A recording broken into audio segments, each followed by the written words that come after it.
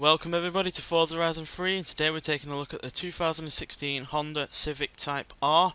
Now this is the 4th generation Civic Type R to be released, and sadly it's not my favourite of the generations, unfortunately. I prefer the 2nd generation a lot more, but there are things to like about this car, chief among which is the engine, which is really rather good, quite frankly. And yeah, it's a 2-litre inline-4 turbocharged engine which produces 306 horsepower and 295 pounds-feet of torque, which is quite a lot. And yeah, it also be able to manage not just the power but also economy. This car will do nearly 40 miles per gallon, which is really rather impressive. And I guess that's helped along by the fact that it only weighs 3,047 pounds, which is extremely light. I also like the interior at the front, which is a nice mix of red and black colours, and yeah, I really like all the little details that it's got going for it, like the mix of metal as well, and the fact the gear lever is quite high up. It's got the screen facing towards the driver. It's got nice dials. It's got the silver chrome around the edge of the dials, and yeah, the steering wheel looks easy to use, to say the least, and yeah, it just looks like a really nice place to be. And it is quite practical, but I think these rear doors could be a little bit better, because that is not the biggest door, and neither is it the biggest opening ever. Yeah, there are far more practical hatchbacks in terms of rear passengers, but the boot is really rather reasonably sized. Obviously you can fold down the rear seats to get even more space, so practicality wise it's pretty decent. Engine wise it's solid, and mechanical wise underneath all of this stuff is really solid as well. Yes, it's only front wheel drive, but it's got torque steer limiting dual axis strut suspension to help deal with that extra power. It's got mechanical front diff as well, again to help deal with that power, and it's got Brembo brakes to pull all this car and all of its power to a halt in no time at all. But there are problems. I don't like the look of it. It's far too fussy, far too attention seeking as far as I'm concerned, and yeah, it looks a bit desperate in areas with those vents above the wheel arch and the extended wheel arches and all the splitters, and it just comes a bit desperate, and I've never really been a massive fan of this body style from Civic. I much prefer the 2nd generation body style, and yeah, that's one reason why I like that car more. And there's also the fact that compared to the competition, primarily the Ford Focus RS from 2017, has more power. It's got 44 extra horsepower. It's also got 55 extra pounds-feet of torque, and even though it does weigh 399 pounds more than this car, it's still quicker to 60 to 100 and has a higher top speed. Plus, here's a real killer.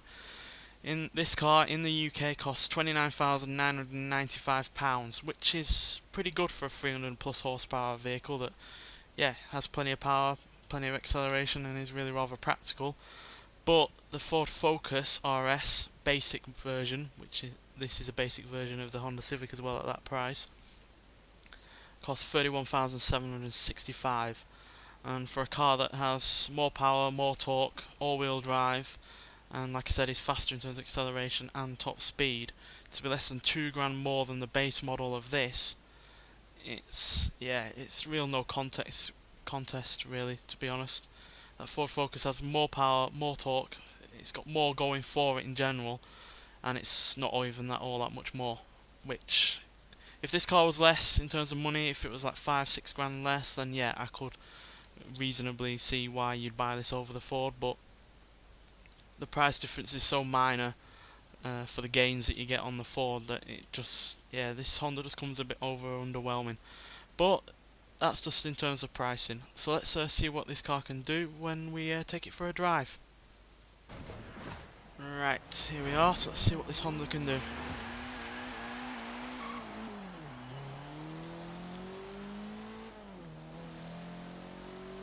So yeah, as you can see, it's reasonable in terms of acceleration for the power it's got. But for a car that has more than 300 horsepower, it's not got the most exciting sounding engine ever, which is also a problem with the Ford Focus RS, by the way. So yeah, I guess that's just down to the fact that they're inline-4 engines with turbochargers that are there to give the majority of the power, or at least majority of the extra power. And acceleration wise, you can do 0 to 60 in 5.5 seconds, 0 to 100 in 12.8 seconds, and go to a top speed of 176 miles an hour, which is all fair and good, but again, the Ford Focus RS is just quicker. It's more than a second quicker to 60, it's 1.6 seconds quicker to 100, and it's got a slightly higher top speed of 180, so yeah, this is just a little bit outclassed. But if you can compare it to other front wheel drive vehicles, it's really got them licked as far as I'm concerned. It's got really good handling, you can really feel that mechanical diff dragging the car inwards when you are turning around a corner. And yeah, the Brembo brakes really do help getting the car stopped, which is also helped by the fact it doesn't weigh all that much, which I am glad of, because a lot of cars nowadays weigh far too much, and this doesn't, thankfully, which means that you can enjoy the car more because you've got less weight to worry about in terms of going in the corner, braking or accelerating. It's just a shame that it doesn't have more power, and I can see why it doesn't have more power, because it's only front wheel drive, and again, Honda are clearly trying to just keep people happy that like these kind of cars in terms of keeping it front wheel drive. Enthusiasts would not like a Civic that is all wheel drive, I just know that now. So they've had to keep it front wheel drive, and as a result they've had to compromise on power. And there's no real excuse for this to have little power compared to the Focus, considering how similarly priced they are. So it's clearly down to, you know, laws of physics. You can only put so much power going for the front wheels, and this is either at the maximum or get in there. But with the power that it has, and the fact it is only front wheel drive, it's, yeah, really rather decent to drive.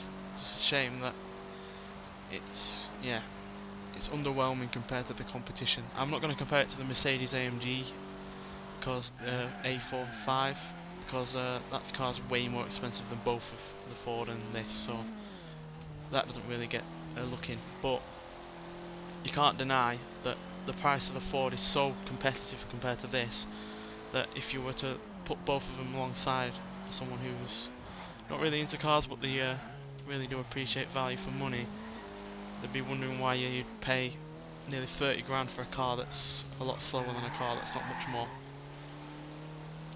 So yeah, there we go, that's my main verdict. I'm not hating on Honda or Civic Type Rs in general, because like I said, I have liked previous versions, but this compared to other hot hatches just is shy of coming either close to them or matching them, and that's a shame, because I have liked Type Rs before, like I've said, and this just doesn't quite cut it.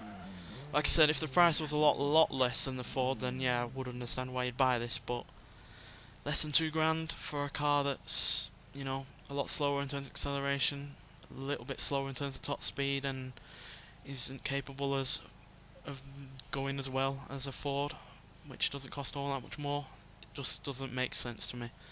If it was below 25 grand, then it would, and if it was more price comparison to other hot hatches, say that Vauxhall Corsa VXR, which is also in the car pack this car's in, then I would understand, but it's not.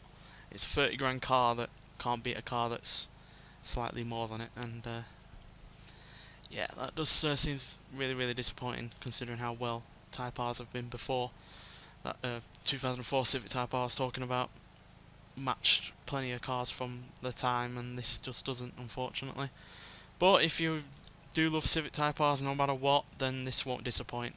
Anyway, thanks for watching, and I'll see you in the next one. Bye.